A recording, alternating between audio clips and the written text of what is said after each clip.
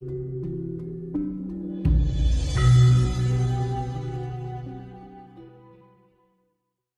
pilkada. Pilkada, ya. Ya, mereka yang terpilih sebagai bupati, wali kota, dan gubernur itu biarlah juga menikmati nangkanya dalam tahun 2025 dan tahun 2026. Karena mereka juga sudah sekian bulan mereka itu gupak pulut dengan kehilangan banyak dana yang harus dikeluarkan, juga tenaga, pikiran, dan sebagainya.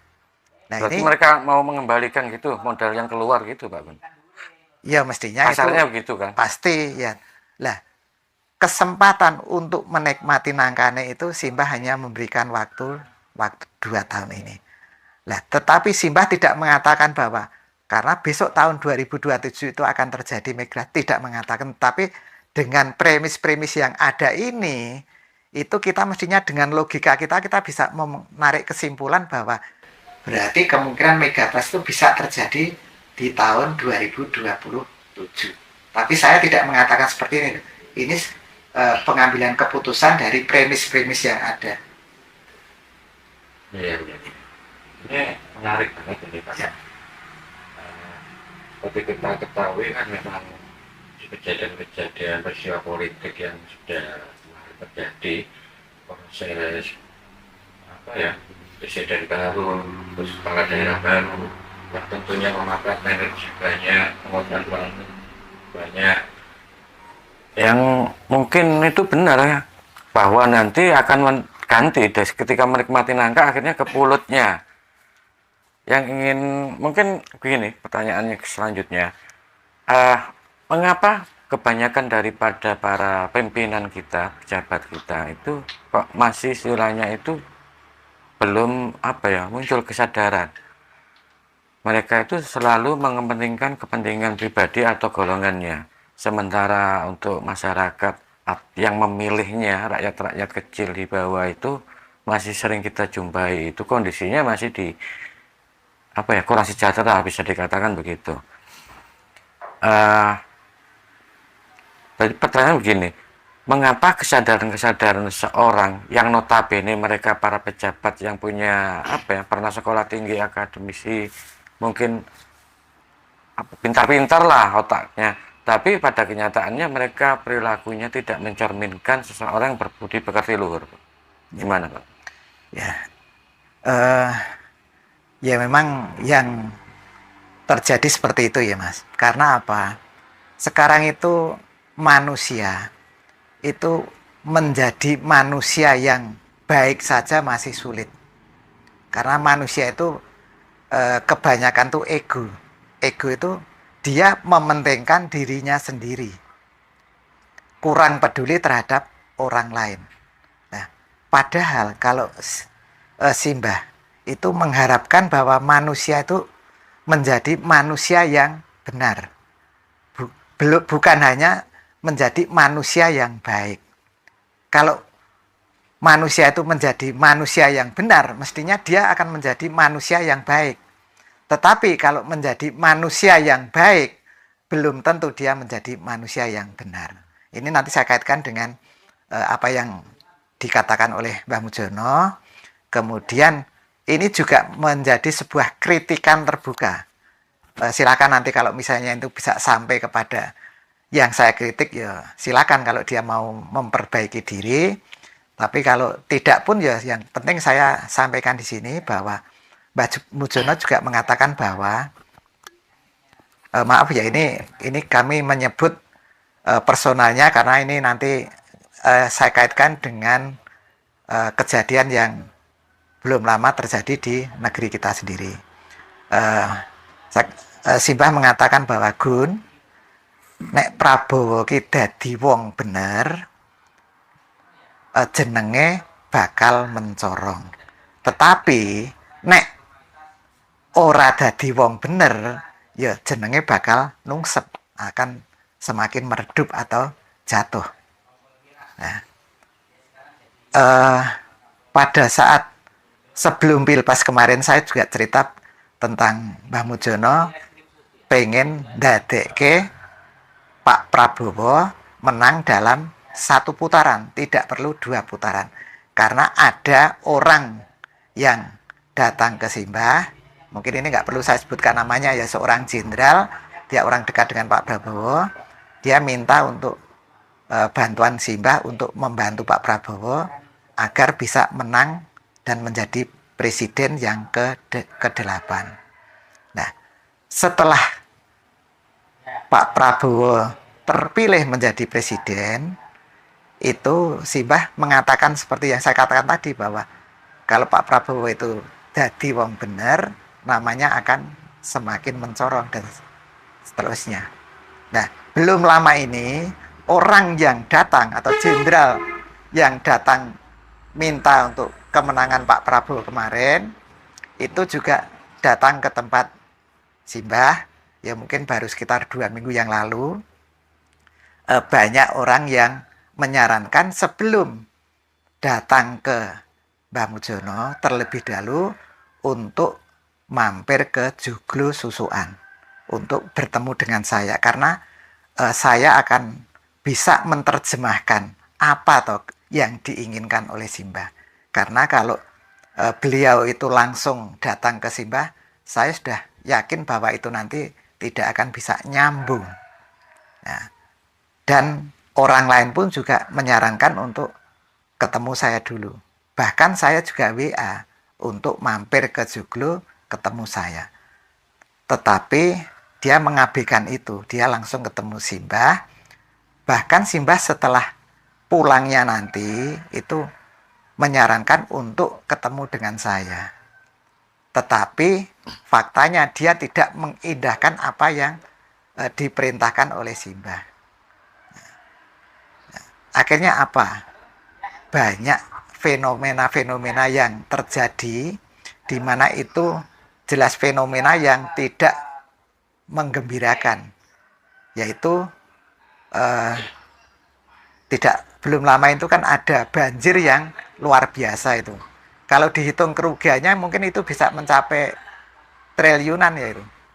Nah, kemudian banyak kasus korupsi, misalnya di Pertamina, kemudian ada korupsi di BJB, ada minyak goreng, minyak kita itu kan juga bermasalah. Nah, itu semua kan mestinya akan menjadi beban pemerintah dengan banyaknya permasalahan yang terjadi. Dan itu artinya sebagai kepala negara itu dia akan menjadi beban yang berat. Kalau dia tidak mampu mengatasi, ya kredibilitasnya akan turun. Artinya apa yang disampaikan oleh Simbah, nek ora dadi wong bener ya jenenge akan nungsep, akan jatuh. Ya, kalau tidak menjadi orang yang benar. Akan jatuh namanya. Jatuh, iya. Ya. Kalau menurut Pak Gun, sampai detik ini kinerjanya Pak Prabowo gimana? Ya mungkin secara objektif kita bisa mengatakan bahwa program-programnya juga tujuannya baik. Nah, kan orang kan punya pendapat, meskipun ada kontra dari kelompok yang lain seperti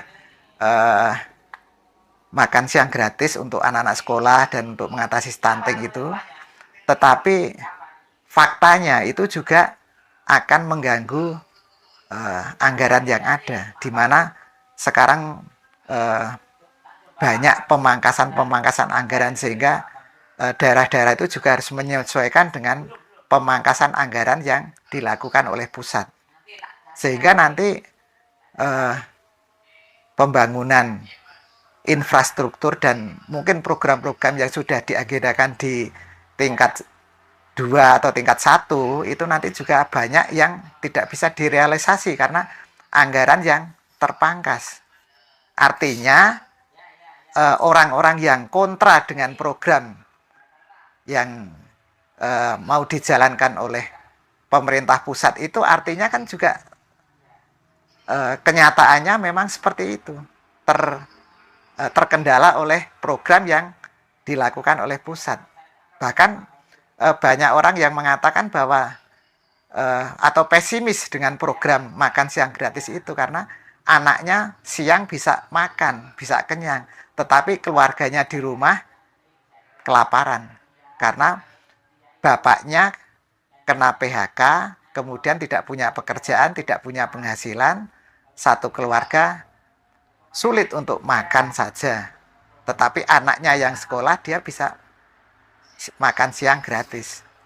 Itu artinya kan kinerja itu berhasil atau enggak ya silakan kita bisa menilai sendiri. Tetapi menurut saya ya karena program itu kan juga belum berjalan gitu ya. Jadi belum kelihatan hasilnya itu akan positif atau negatif. Iya, memang kalau patokan standar secara khusus sih tidak bisa ya untuk mengukur suatu kinerja seseorang. Paling tidak kan kita bisa melihat dampaknya di bawah seperti apa kondisi masyarakat sekitar kita, kira-kira apa ada perubahan dari ekonomi, keuangan, terus dari cara pendidikan, makanan itu kan sangat-sangat kompleks, banyak faktor yang istilahnya menentukan bahwa kinerja seseorang itu berhasil atau tidak. Okay. Kembali ke tadi tentang masalah kejadian megatrust tadi, Pak Gun. Kan banyak memang fenomena tentang kejadian-kejadian bencana yang terjadi itu kalau di masyarakat kita, khususnya yang saya tahu di Jawa, itu sering dikaitkan dengan hal-hal yang mistis. Kalau menurut Pak Gun, kan Pak Gun sering menggunakan rasio juga, orangnya logis. Kalau menurut Pak Gun gimana? Ini apakah memang kelihatan dari saudara kita, masyarakat kita ini masih memang belum cara berpikirnya masih terlalu tradisional? Gimana Pak Gun? Ya benar Mas, itu pertanyaan yang bagus karena kami nanti juga sebetulnya akan bicara tentang hal seperti itu. Jadi BMKG menyebutkan bahwa terjadinya megatrust itu yang kapan nanti akan terjadi, cuma bisa memperingatkan bahwa itu kejadiannya bisa terjadi kapanpun, tinggal menunggu hari istilahnya. Nah, kemudian potensi yang ada itu juga disebutkan bahwa nanti akan bisa menimbulkan gempa dengan skala 8,9 SR itu skala Richter. Ya. Dan akan menimbulkan gelombang tsunami setinggi 20 meter. Ya. Tetapi Mbah Mujono, karena kita kaitkan semua ini karena kita mestinya karena kita belajar ilmu Jawa Kasampunan, kita juga mengikuti apa yang menjadi statement dari sumbernya, yaitu Yang Maharsi Pamungkas itu mengatakan bahwa megatrust atau meledosnya lempeng Sunda itu nanti bukan hanya sebesar itu seperti yang dikatakan oleh BMKG atau ketua BMKG, tetapi bisa menimbulkan guncangan lebih dari 15 skala Richter. Bahkan Gunung Kidul pun yang notabene berada di ketinggian lebih dibandingkan wilayah-wilayah sekitarnya. Seperti di Jogja itu daratan di Jogja itu sekitar 100 sekian mdpl, seperti di Klaten, Sukoharjo, Wonogiri itu kan masih berada di bawah Gunung Kidul, tapi Gunung Kidul itu ya sekitar 300, bahkan ada yang 500 dpl. Nah, Mbah Jono mengatakan bahwa dampak yang ditimbulkan oleh megatrust itu akan memicu gelombang air laut atau tsunami setinggi 500 meter. Ya. Artinya kalau di Gunung Kidul itu yang rata-rata mungkin berada pada ketinggian 300 meter, itu gelombang tsunami itu ada di atas tanah 200 meter di atas tanah sana. Tetapi kalau di wilayah Jogja, Bantul, Sleman itu yang sekitar 100 mdpl, ya gelombang tsunami itu ya setinggi 400 meter dari permukaan tanah. Betapa dahsyatnya kekuatan tsunami itu. Kalau hanya 20 meter mungkin risikonya tidak seberapa.